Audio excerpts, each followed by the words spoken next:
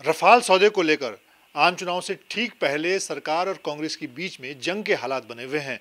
हमारे साथ विदेश राज्य मंत्री और पूर्व सेना प्रमुख जनरल वीके सिंह साहब हैं। जनरल साहब, सरकार लगातार हर मोर्चे पर सफाई दे चुकी है, संसद से लेकर हर जगह, इसमें किसी तरह का कोई घपला नहीं है, लेकिन कांग्रेस खासतौर से राहुल गांधी एचएएल को लेकर और रफाल को जोड़ते हुए लगातार सवाल उठा रहे हैं।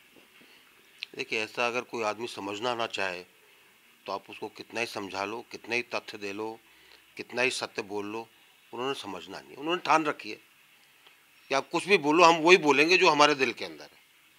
और इसमें उनके सलाहकार भी बहुत हैं जो हर चीज़ को एक अलग तूल देने की कोशिश करते हैं। मेरा अपना मानना है, जब पूरी सफाई हो चुकी है, सर्वोच्च न्यायालय ने उसके ऊपर जो चीज़ें बोली हैं उनको दोबारा पढ़ लिया जाए और अब शांति के साथ देश के विकास की बात की जाए, ना कि ऐसी चीज़ों की जिनका कोई न सिर है न पैर है। वायुसेना के तमाम अधिकारी कह चुके हैं कि वायुसेना के लिए रफाल एयरक्राफ्ट की बहुत ज़रूरत है, उनकी सुरक्षा के लिहाज से। आप सेना प्रमुख रहते हुए आपने उस वक्त सेनाओं के लिए जो हथियारों की कमी, खासतौर से सेना के लिए जो हथियार, उसको लेकर प्रधानमंत्री को चिट्ठी लिखी, तब भी उस वक्त की सरकार और उसमें मौजूद लोगों ने इसको बड़ा मामला बनाया था। आप क्या कहना चाहेंगे? अब क्या एक बार दोबारा कांग्रेस उस तरह के हालात खड़े कर रही है, देश की सुरक्षा के साथ खिलवाड़ कर रही है? देखिए, ये एक बड़ी ऐसी बात है जिसके ऊपर आश्चर्य भी होता है, खेद भी होता है, दुख भी होता है। जो चीज़ देश की सुरक्षा के लिए बहुत ज़रूरी है, उस चीज़ को आप हल्के फुल्के तरीके से ले रहे हैं। उस समय भी जो चीज़ें बताई गई थीं वो उस समय के प्रधानमंत्री को मौखिक रूप से भी एक ब्रीफिंग के अंदर बताई गई थी। कुछ नहीं हुआ तो उनको लिखित में बताएगी, लेकिन उसको एक नया तूल देने की कोशिश की गई। बहुत ही खेदपूर्ण बात है। उसके बाद एक किसी लो ऑफिशियल के सिर पे ठीकरा तोड़ दिया गया कि उसने लीक कर दिया होगा। सीक्रेट लेटर पीएमओ के ऑफिस से लीक हो जाए, शर्म की बात है। अब हम क्या करने की कोशिश कर रहे हैं कि नहीं जी, वायुयान खरीदने की ज़रूरत ही नहीं थी। ये तो एयरफोर्स को कौन चलाएगा, दुश्मन से कौन बचाएगा? अब ये चीज़ें अगर नहीं समझ में आती हैं तो अब आप इसके लिए कोई शब्द दे दीजिए ताकि ऐसे लोगों को जानकारी मिले कि क्या किया जा सकता है। आपने उस वक्त जो सवाल उठाए थे सेना की कमी में, हथियारों की कमी को लेकर, आपको लगता है कि पिछले 4 सालों में 5 साल आप सरकार की तरफ कोशिश हो रही, मोदी सरकार की तरफ, चाहे चाहे रफाल सौदे को पूरा करने की बात हो और तमाम सेना के लिए हथियारों की कमी को पूरा करने की बात हो? देखिए, जो कुछ पिछले 4.5 साल में किया गया, काफ़ी कोशिश की गई है।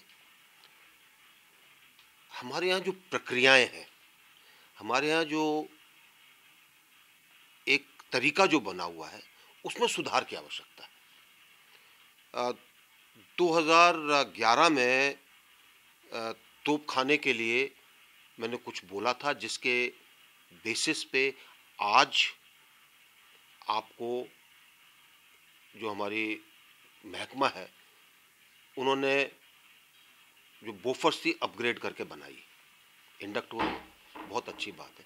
लेकिन इस प्रक्रिया के अंदर कहीं ना कहीं बदलाव की ज़रूरत है। देश के तौर पर इन चीज़ों को ठीक करने के लिए ज़रूरी है कि इसके ऊपर ध्यान दिया जाए। बाकी चीज़ें तो चलती रहेंगी, क्या हम इन चीज़ों को तेज़ कर सकते हैं? राफेल 2001 से चल रहा है, 2019 आ गया, अभी तक कुछ नहीं आया। इतने दिनों तक यूपीए सरकार बैठी रही। 2008 के अंदर कुछ चीज़ें बनी, धीरे धीरे करते करते 2014 पे आ गए, वो ठप करके चले गए। लेकिन क्या इसको ठीक किया जा सकता है? मैं तो यही अपील करूंगा सबसे, और खासकर श्रीमान राहुल गांधी से, कि कृपया बैठकर देश की उन्नति के लिए, सेनाओं को सुदृढ़ बनाने के लिए, सेनाओं की कमी को दूर करने के लिए अपना दिमाग लगाएं। बोफोर्स से लेकर और अब रफाल की बात, कांग्रेस की कोशिश है कि बोफोर्स का दाग जो कांग्रेस के ऊपर लगा है उसको किसी तरह से रफाल के जरिए उसको धोया जाए। आपको लगता है इसी रणनीति पर राहुल गांधी लगातार इसको चुनाव तक, आम चुनाव तक इसको जिंदा रखना चाहते हैं? ये लगता तो ऐसा ही है। और बिना ये सोचे कि बोफोर्स और इसके अंदर फ़र्क है। बोफोर्स के अंदर आपको याद होगा उस समय के स्वीडन के प्रधानमंत्री जिनके साथ ये सौदा हुआ था, बाद में उनको किसी ने मार भी दिया था। कैसे हुआ, क्या हुआ, वो अभी तक एक मिस्ट्री है। इन सब चीज़ों से निकलने की ज़रूरत है। ये जो छींटाकशी होती है ये देश के लिए अच्छी नहीं होती। और अगर कोई मामला समझ में ना आए, सिर्फ राजनीतिक गेन के लिए अगर आप ये कर रहे हैं तो ये बहुत शर्म की बात है। राहुल गांधी रफाल में कीमत को लेकर इशू लगातार बना रहे हैं। उनका कहना है कि 126 खरीदने की बात थी, वो 500 करोड़ में पड़ रहे थे, ये इनकी कीमत इतनी ज़्यादा हो गई और अनिल अंबानी को लेकर निशाना बना रहे हैं। मैं तुमसे 2 सवाल करना चाहूँगा।